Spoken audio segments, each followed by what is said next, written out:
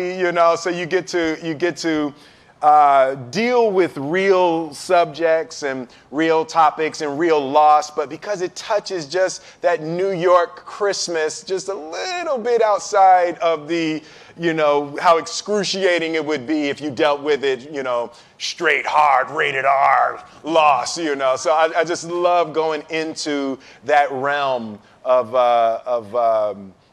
the mystical, to be able to take a good look at you know, real human issues. Mm-hmm.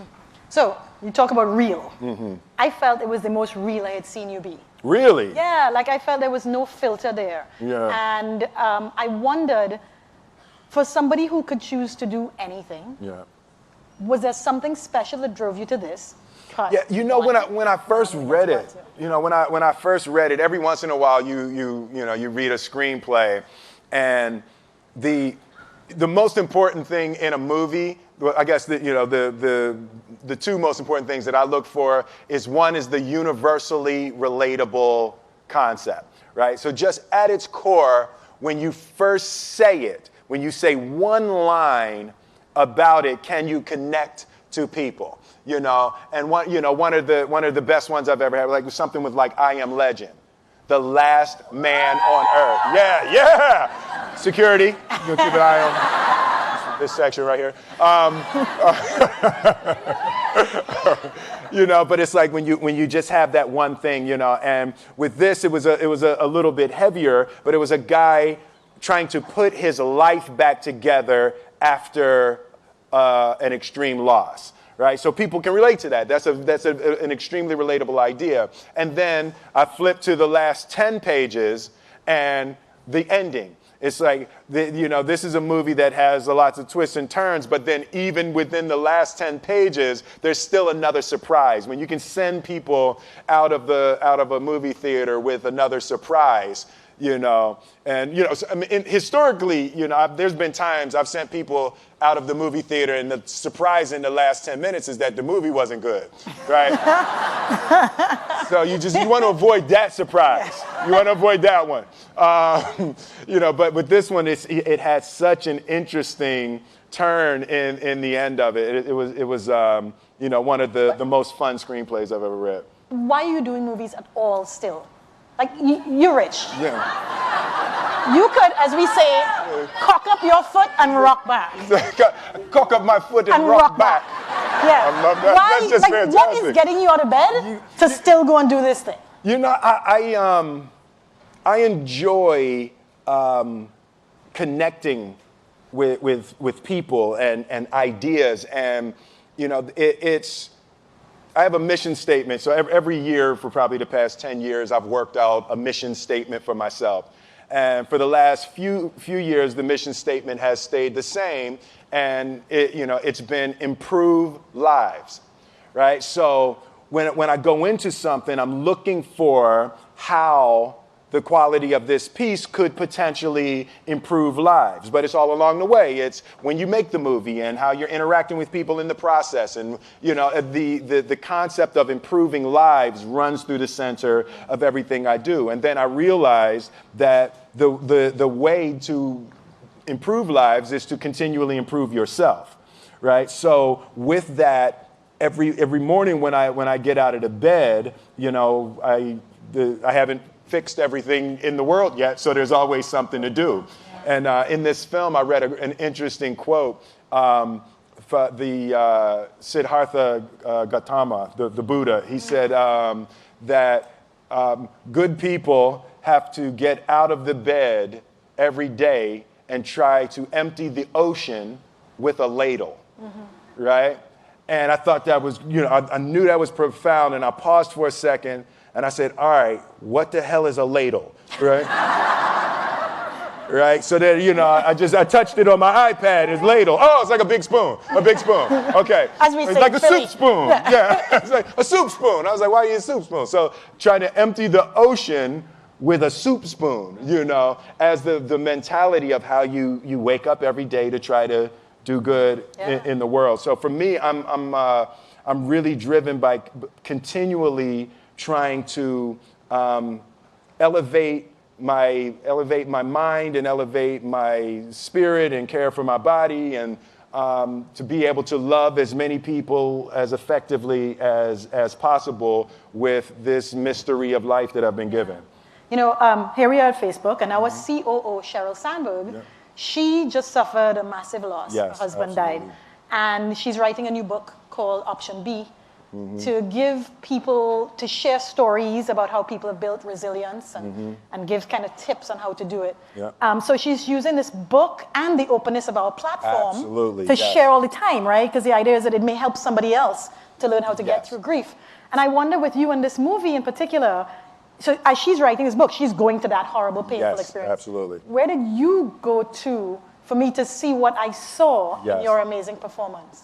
Well, what happened with me with this film? So I accepted the film, and I was really excited to take this, and I loved the idea, and I was reading it, and I gotten probably 2 weeks into my preparation for the film, and my father was diagnosed with cancer, and I was like, first it stunned me, and then it was the magical work of the universe. I could not believe that this was the film I was working on, and I was, forced to face, my father's mortality. So it was rough for about a week, and I got it together, and I decided that we would use the process of the character who was suffering a loss, and I would share my preparation with my father. And so we just started talking about love, time, and death. And it was some of the most open and powerful conversations that we'd ever had. And they gave him 6 weeks. And he lived for 4 months. So about 3 months into the 6 weeks, I go to see him one day, and he said, "Man, this shit is embarrassing." And I said, "What, Dad?" He said, "Man, you tell everybody you're gonna be dead in 6 weeks. 3 months later, you still hanging around." Missed that yet. Yeah, I know, right? But it was so beautiful, and we got to a place that we were talking open and comedically and really. I think I was able to embody the ideas of the loss and also the redemptive quality of the pain. The loss is bound to joy. Like pain and suffering are bound to joy. The being able to survive something is actually a big part of being able to find that next wave of joy. You appreciate smaller things, right? Like, it was so magnificent for me. My father died on November 7th. But it was so powerful for me to be cleansed of box office. Like, I don't need the box office to be huge on this film. I don't need to win any awards. I just don't care. It was the film that I worked on that I was actually able to comfortably and beautifully say goodbye to my father. And I hope that this film embodies a bit of that, so other people who are experiencing things like that will be able to use it in that way, and it can potentially be helpful and help someone else. So it was powerful to be cleansed of the foolishness of the game of numbers and awards and all of that type of stuff, to actually be able to create a piece of art that legitimately I just want people to see and hope it can be helpful and transformative in their lives. You're talking about perspective. Perspective, absolutely, right? Yes. Yes. How much does fear play into preventing us from grasping perspective, though? Oh no, fear is everything. Yeah, like if there was one concept that I would suggest to people to take a daily confrontation with, is fear. The problem with fear is that it lies, right? So fear tells you, hey, if you say that to that girl, she's gonna know she has you. you know, and she'll never really be attracted to you if she knows how much you attracted to her. Don't say that, no. How we get her is when she walks by, ignore her. Right, it's a little, You know, it's like, pop it on your shoulder. fear tells you dumb shit like that, right? You know, so, you know, for me, the daily confrontation with fear has become a real practice for me since about three years ago. I went skydiving in Dubai, right? And skydiving is a really interesting confront with fear, right? So I gotta stand up. I'm sorry, I gotta stand up. All right. So all your friends, what happens? You go out. I dropped my thing. Yeah. So what happens is you go out the night before and you take a drink with your friends, and somebody says, "Yeah, we should go skydiving tomorrow." And you go, "Yeah, we'll go skydiving tomorrow." Yeah, and you go, "Yeah," and everybody goes, "Yeah," right? And you go home and you by yourself. You're like, right? You're like, well, yeah, I mean, they was drunk too, right? So maybe they not. Maybe. I mean, we don't have to go. We don't have to do it. So then that night you're laying in your bed and you just keep. And you're terrified. You keep imagining over and over again jumping out of an airplane, and you can't figure out why you would do that, right? And you're laying there and you have the worst night's sleep of your life, but you still have the hope that your friends were drunk, right? So you wake up the next day and you go, down and you say where you were going to meet, and everybody's there. You're like, oh, shit. All right, cool, right? So you get in the van and you don't know that your friends had the same night that you had because they're pretending like they didn't. They're like, yeah, man, my uncle's a Navy SEAL, and this is going to be great. I've been looking forward to this. And you're like, oh my God. And your stomach is terrible. You can't eat and everything, but you don't want to be the only punk who doesn't jump out of this airplane. So you get there, and then you have this safety brief. And you're standing there, and the guys will tell you, well, if the chute doesn't open, what's going to happen is you're doing, well, why the hell, what could happen? That the chute wouldn't open, right? So you do a thing, and what you do is your first jump, you're attached to a guy who is going, he's going to walk you out. So you go, and you get there, and there's an airplane, and nobody's stopping. Everybody's still going. So you get onto the airplane, and you're sitting there, and it's extra because you're sitting on some dude's lap, some stranger. You're sitting on his lap, and it's like, you're trying to make small talk. Yeah, man. So you be jumping with people all the time, huh? Right? So, and then you just want to make sure, you got kids, right? You got people you need to see, right?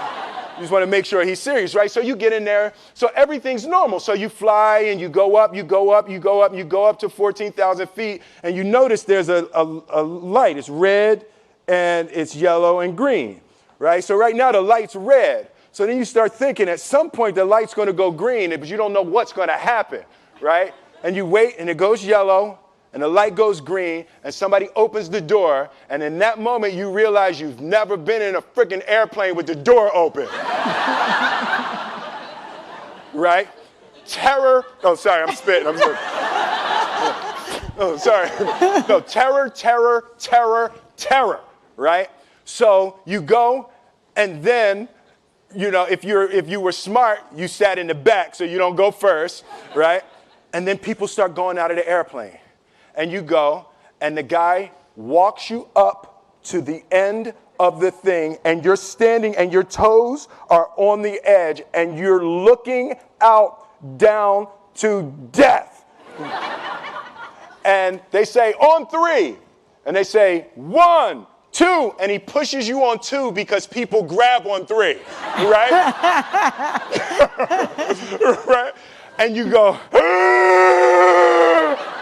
and you fall out of the airplane, and in 1 second, you realize that it's the most blissful experience of your life. You're flying, right? It doesn't feel like falling, right? It's like you actually are kind of held a little bit by the wind, and then you start falling, and there's zero fear. You realize that the point of maximum danger is the point of minimum fear. it's bliss. It's bliss. And you're flying,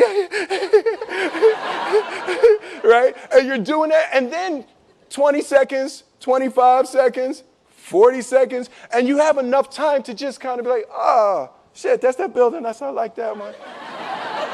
Oh, you can see the ocean. Right? You start doing all of that. And the lesson for me was, why were you scared in your bed the night before? What do you need that fear for?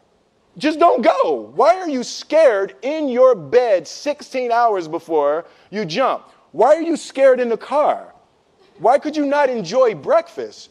What did you need that? The fear is fear of what? You're nowhere even near the airplane. Everything up to the stepping out, there's actually no reason to be scared. It only just ruins your day. You don't have to jump. And then in that moment, all of a sudden, where you should be terrified is the most blissful experience of your life. And God placed the best things in life on the other side of terror. On the other side of your maximum fear are all of the best things in life. You know? Mm-hmm. So that was sorry. So that was, no, it's good. That was my experience with skydiving and fear. All right. All right. So practically speaking. But I didn't like that take. I'm going to do it again. Back to the top. I can sell that better. Oh, no. But when you decide to do something like that, like how does it work practically? Do you call your wife and be like, I might be dead tomorrow. Right. No, but that's, but I made a drunk promise. Yeah, I made a drunk promise. Yeah. How about this? So I jumped. I had such a mystical, powerful, spiritual experience. I flew home and got my sons, and I went back, and 10 days later, my sons jumped, right? Yeah. Now, that was a little different. Oh, see, that makes me stand up, right? Because I'm scared, right? So Jaden went first, right? Jaden wants to do everything first. So I'm sitting there and I'm like, yeah, my sons are going to have this crazy experience. And then Jaden went out of the airplane. And I was like, Then my oldest son, Trey, goes up and he goes out of the airplane. And I was like, this could potentially be the worst display of African-American parenting in history. Right. I was like, both my sons just fell out of an airplane. Jumped. Right? Jumped. Right. Because I told them to. But again, the fear again. I was like, oh my God. So I told the dude, I was like, listen, I want to see them go out, but I also want to see them land. And he's like, no, it's cool. So this time we went out and we did the straight bullet, and I just went straight down past them. Right. I was like, and he's like, you good? Right, did the bullet straight past, pulled the chute late. Oh, sorry, this makes me spit. I'm sorry. Pulled the chute late, landed, and then videoed them coming down. But it was like, they had the same thing, the same experience with the fear. But that I'm telling you, the confrontation with fear is an absolute magical way of facing the things we have to do in this life. You know? Forget security. Live for experience. All right. Now, you say you learned that 3 years ago. Yeah. Amazing. Mm-hmm. What about these small things that we get afraid about, right? Mm-hmm. So you are the funny guy, mm-hmm. and you come along and everybody expects to be entertained in summertime, right? Like, are you ever afraid that you're like, you know what, today I'm really not feeling Jazzy Jeff. Like I'm just, I don't want to be that guy today. So this whole movie, you were not that guy. Not that guy, right, yeah. Do you have fear of that, of like disappointing people? Because like, you're supposed to be funny and cool. Yeah, you know, the thing, that's been one of the major confronts for me in my life over the past 3 or 4 years. Like, Will Smith is an idea. Right? So there's parts of that that's me, but that character from The Fresh Prince of Bel-Air was who I was 26 years ago. I love it. You see? They love it, right? Exactly. You people are this man's crack. Okay? He's talking about evolving, and like moving on, and you're like, Fresh Prince! That's what we want to hear about! You know, so but that's the thing, to be able to boldly be able to move and grow and create and hope that the things that I'm, able to deliver at this point. I was 20 doing the Fresh Prince, So I'm 48 now. So it's a really different time in my life. Yeah, that got less of a cheer. Yeah, like woo! They're like, tell us what that's like. Yeah, I know, right? Yeah. Yes, Forget girls. me. Yes, yeah. Yes. But yeah, it's. Do you have a fear of being completely who you are? Because it may disappoint some people who just want to see that 28-year-old. Yeah. No, I definitely have difficulty with that. There's a certain, when you've created things that are so iconic, it becomes healing for people. Nostalgia is healing. To the Fresh Prince theme is healing to hear that, and it just harkens back to a time and a feeling and an energy, that is a beautiful way to help relieve some little touch of suffering, So when people see me or the Fresh Prince, and even during that time, the movies that I made while I was making the Fresh Prince, so it was the Fresh Prince during the winter, and then the summers were Bad Boys, Independence Day, Men in Black, So it was like it really captured a time. So it's very difficult. I wouldn't have it any other way. I love being able to make people smile and cheer, over that. But I also am going to boldly go to new creation. Even something like the decision. I had the two screenplays in front of me for the Independence Day 2 and for Suicide Squad. So I had to choose between the two of those. And even the choice of going to Suicide Squad, nothing about the qualities of the movies, but the choice of trying to go forward versus clinging and clawing backwards, So I do want to aggressively go forward and do new things and create and hopefully be able to stumble upon a new heyday. Mm-hmm. Amazing. Now you have an incredible cast. Oh God, yes. In this movie. How does that happen too? Like, how do so many big stars decide, this? And then how does that work between you all? It's the ideas, the screenplay. Alan Loeb, the screenwriter, he just wrote a brilliant screenplay. Everyone related to the ideas of love, time, and death as powerful tools to try to put your life back on track. So everyone related to the journey. But it's, I mean, look at that group. That's like ridiculous. That's like a superhero movie. Yeah. So did your father get to see any of it? No, he came to set once, but he didn't get to see the film. And y'all were close? Yeah, we were very close. Yeah. My father.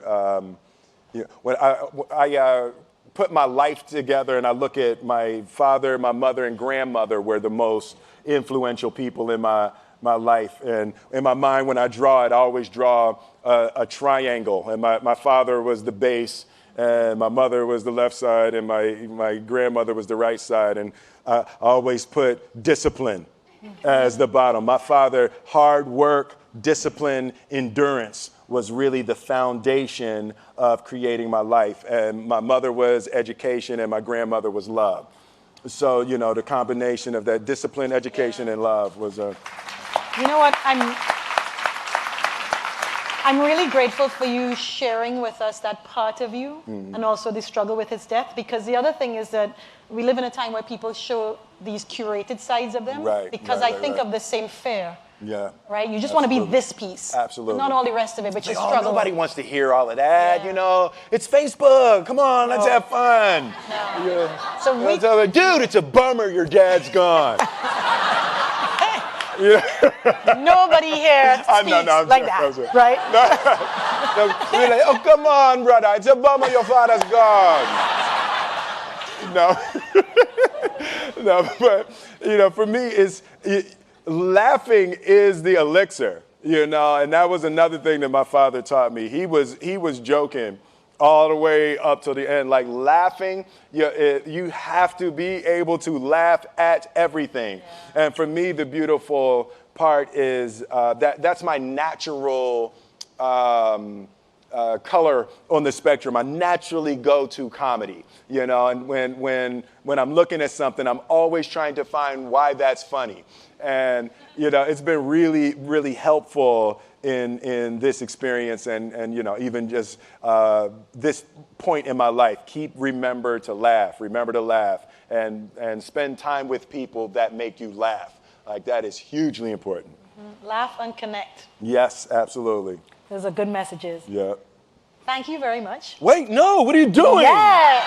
Turns out you have somewhere to be. Oh, really? But yeah. This is, I'm enjoying it. I know. You know what? You can cock up your foot. We are happy for you to stay. We have free food. We have some couches you could lie on. I love this. But apparently you have to go pay some bills. I got to pay some bills. Okay. Well, thank you guys very much. This has been spectacular. I know, it's crazy. But you know what? I know. We have a little piece of a movie for you. Okay. We're going to show you a featurette. Is what. Oh, we got a featurette. We have a featurette. Woo! You've probably seen it already. I've probably seen it, yeah. Oh, I get to go. Okay, yeah. so. Oh, no.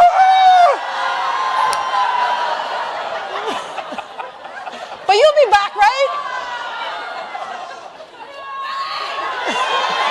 Run the track. Run the track. Thank you. What is your why? Why did you even get out of the bed this morning? Why did you eat what you ate? Why did you wear what you wore? Why did you come here?